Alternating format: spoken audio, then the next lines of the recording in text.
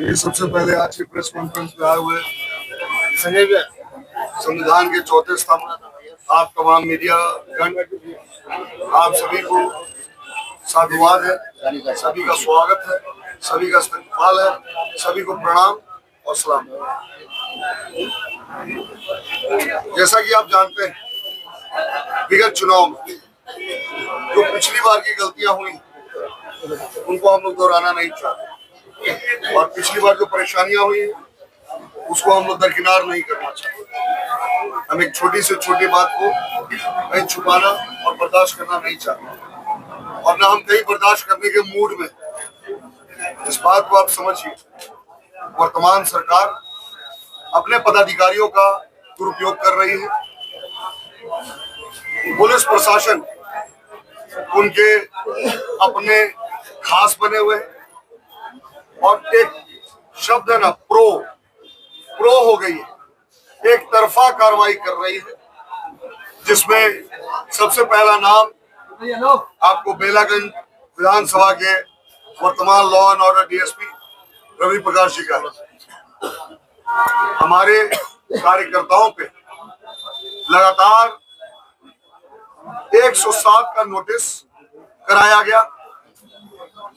हमारे 800 से ज्यादा राष्ट्रीय जनता दल के कार्यकर्ताओं पे 107 का नोटिस जारी कर। 30 से ज्यादा लोग हमारे ऐसे हैं जिन पे, जो हमारे कैडर है, खास है, हमारे बूथ पे वो प्रभावशाली लोग, उनके ऊपर सीसीए लगा दिया गया। आधार क्या है तो भाई पता चला कि ठीक कुछ दिन पहले सना हो गया और सना कोई आधार बना के सीसीए कर दिया। मैं पूछना चाहता हूं आप तमाम मीडिया बंधुओं से, प्रशासन वर्तमान में क्या न्यूट्रल है? ऐसे में क्या बेलागंज विधानसभा में निष्पक्ष चुनाव कराया जा सकता है? अगर बात करते हैं, हम लोगों ने लगातार इलेक्शन कमीशन को लिखित शिकायतें दी हैं, लिखित शिकायतों के साथ सबूत दिए हैं। इन सबूतों के साथ हमने उनको सारी चीजें मुहैया कराई और उसके बावजूद अभी तक कोई कार्रवाई नहीं की। आप लोग तमाम मीडिया बंधु मुझे विगत 15 वर्षों से बखूब जानते होंगे। क्या डॉक्टर विश्वनाथ यादव पॉकेटमार है? मेरे ऊपर गाड़ी का इनका शीशा फोड़ के और उनका डायरी और 7,000 रुपया चुरा लिया। क्या आपको समझ में है कि जब कैंडिडेट सुरक्षित नहीं है, उसके कार्यकर्ता कहाँ सुरक्षित रहे?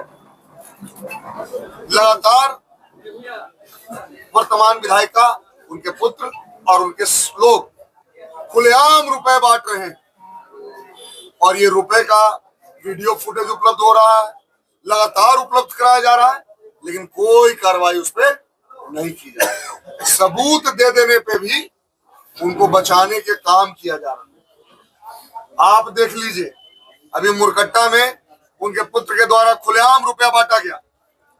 जिनको रुपया मिला, इलेक्शन कमीशन ने टीम भेजी, महिला ने स्पष्ट नाम लिया कि फलाना व्यक्ति रॉकी यादव के द्वारा मुझे वोट देने के लिए 1500 रुपया मुझे दिया गया, 1600 रुपये मुझे दिया गया। उसमें उन्होंने स्पष्ट अपना बात रखा, जो वीडियो भी है और जिसका लिखित बयान भी। लेकिन प्रशासन क्या करती है, वहां जाके खाना पूर्ति करती है और लिखती है मनोरमा देवी के सहयोगी के द्वारा। जब महिला के लिखित आवेदन में कहीं भी माननीय मनोरमा देवी का नाम नहीं है, तो फिर उनके जो सहयोगी हैं उनकी कहीं जिक्र नहीं है, तो फिर मुझे ये बता दीजिए कि उनका नाम इसमें आता कहां से?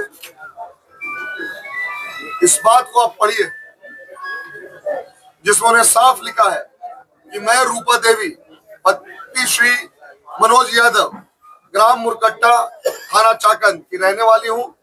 दिनांक 25/10/2025 को शाम में मुरकट्टा में रॉकी यादव ने हमको 1600 रुपया, जिसमें 2 नोट 500 रुपए का, 1 नोट 100 रुपए का था, दिया और कहा कि तीर पर वोट देना है, जिसपे उनकी लिखित शिकायत के साथ उस पर गवाह का हस्ताक्षर।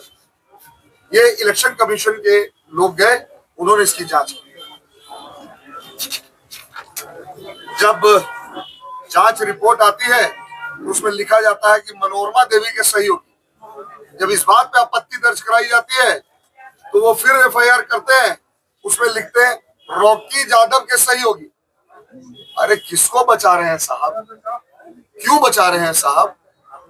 एक तरफ जहां हमारी मौजूदगी नहीं, जिस केस से हमारा लेना देना नहीं, उसमें हम पे डायरेक्ट एफआईआर हो जाता है बिना जांच का, और जहां सबूत मिल रहा है वहां पे सहयोगी। क्या इस लेखनी में कहीं सहयोगी का जिक्र है? उसके बाद लगातार 2-2 वीडियो और उपलब्ध करा दिए गए, लेकिन कोई कार्रवाई की नहीं जा रही। वर्तमान जो डीएसपी साहब हैं वो क्यों हमारे ऊपर एफआईआर नहीं करेंगे? उनकी तो भाई अक्सर पार्टियां लिट्टी पार्टी हो रही है मनोरमा देवी के आवास पे, अपने साथ थाना को भी लेके जा रहे हैं। इस पे कार्रवाई क्यों नहीं है? और अभी तक डीएसपी को ऊपर कोई कार्रवाई क्यों नहीं की है? जब तक वो चुनाव में रहेंगे, ये चुनाव शांतिपूर्ण ढंग से नहीं हो सकता है, ये कानूनी रूप से नहीं हो सकता है, और निष्पक्ष तो बिल्कुल नहीं हो सकता है, जो बिल्कुल बर्दाश्त करने के योग्य नहीं है। आप इस बात को समझिए कि हम लोग ने, अगर हमारी बातों पर, हमारे कंप्लेंट पर कार्रवाई नहीं की जाती है, वर्तमान पदाधिकारीगण जो चुनाव में संलिप्त हैं और वो इस पे अब कार्रवाई नहीं करेंगे, तो फिर हम कोर्ट जाने का काम करेंगे, हम दिल्ली जाने का काम करेंगे।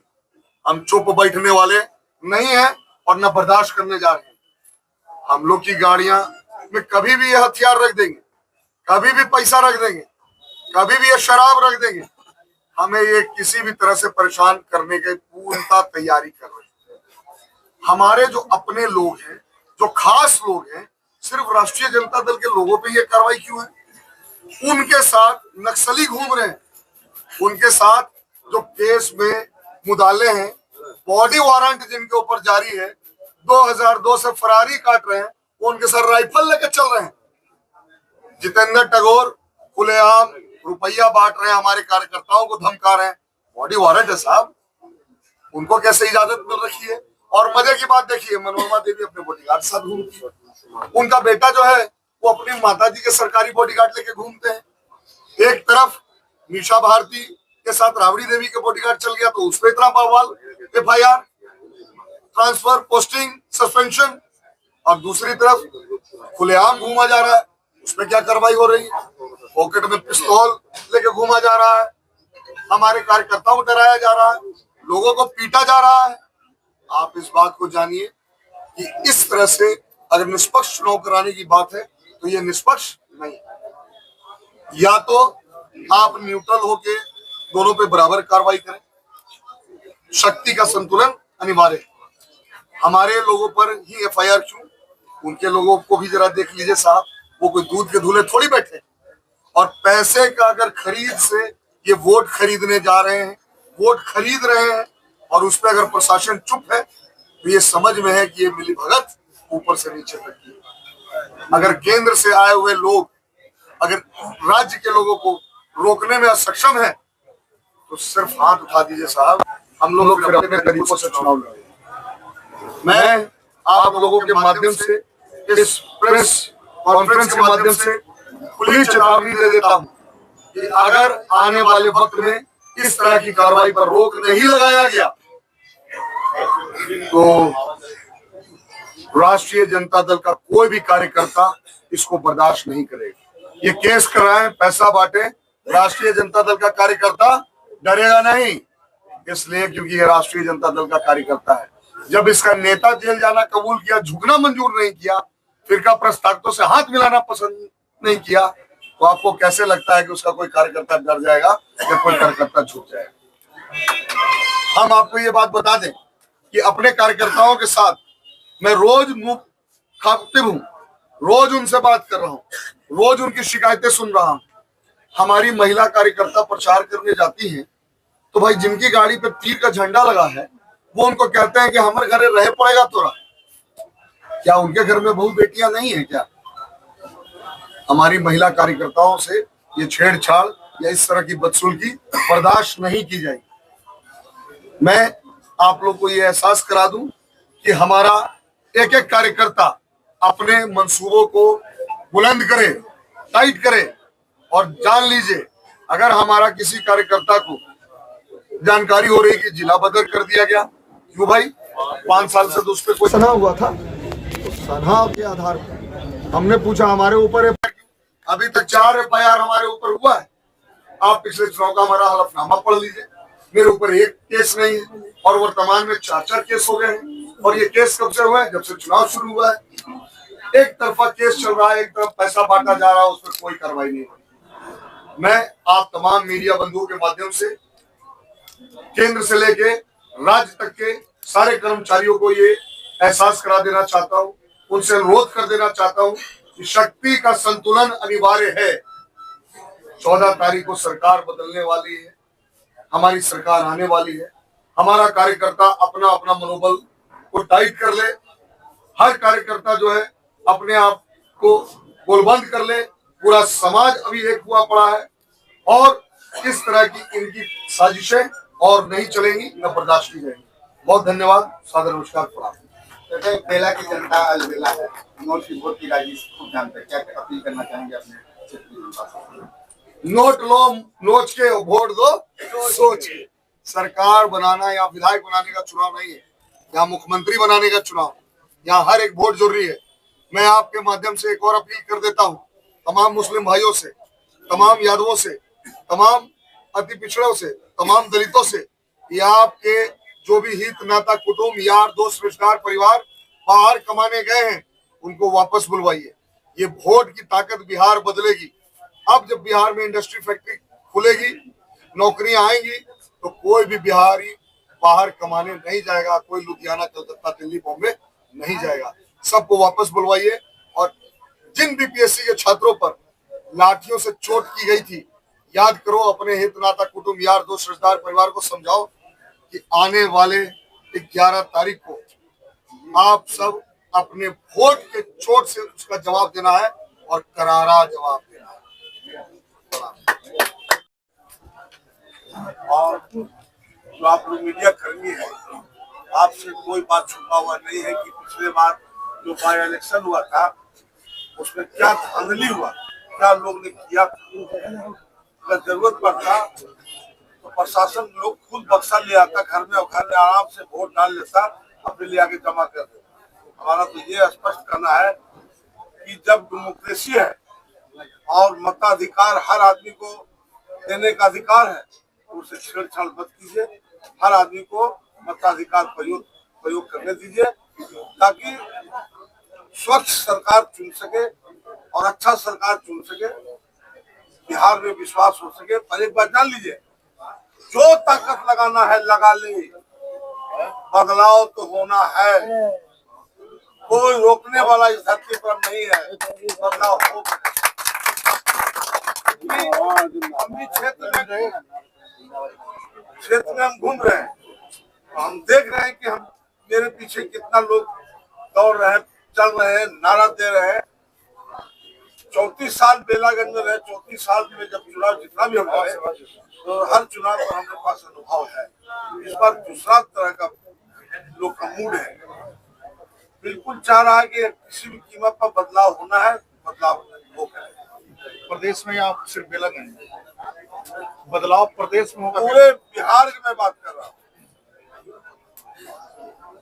तो जिस तरह इन्होंने कोर्ट जाने की बात की कि आप भी संसद में इस तरह के मुद्दों को रखेंगे, जो चीज हो रही है।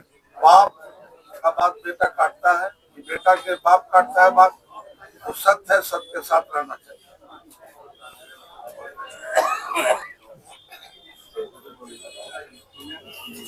वो कह रहे हैं मनोरमा जी के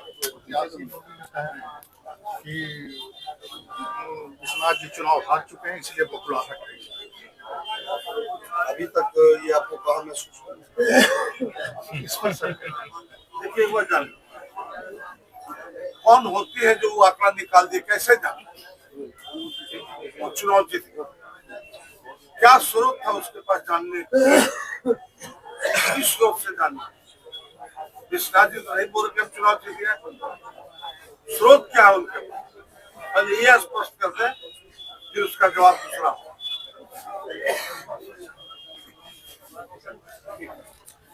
और जो दिलीप को सहना है, ऑलरेडी हैपेंड इन बिहार। इस तरह के वोट की चोरी को रोकने के लिए कोई व्यवस्था की जा रही है। आप लोग के सहारा लेंगे, चौथा स्तंभ है, हम मजबूत स्तंभ है, आप पर भरोसा और मेरा और जनता का विश्वास है, आपका सहारा लेंगे।